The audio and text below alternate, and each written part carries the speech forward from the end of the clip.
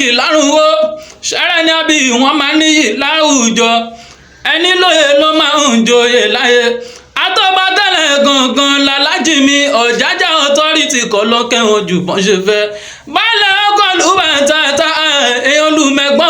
olùmẹ̀gbọ́n ajá ẹ̀ bàbá mi àkọ́fẹ́ o èèyàn kìkì fàdé tún jí o bàbá mi èèyàn double D promotion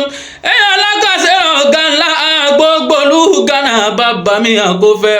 Ọ̀jájá ṣọjọ́ bí ẹni tiwa ni láfi ní káàkì toro yẹ kábàáyọ̀ kábàjọ́ fẹ́ni ọdún bá láyé ó yẹ kó gbalù kó máa jó tòrọ pé mi ló fẹ́ ṣerú èyí àmọ́ tí kò jẹ́ tán ti gbé wọn gbìn ká dúpẹ́ torí bẹ́ẹ̀ mi bá ṣì wà ṣàlámàndà ṣàpè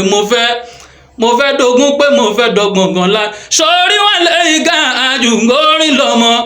Sodiq àmọ́ tún ti Ọ̀jájá wọn lẹ́yìn gan àjùngó àtọ́bàtẹ́lẹ̀ Sodiq àmọ́ tún gbórin dé.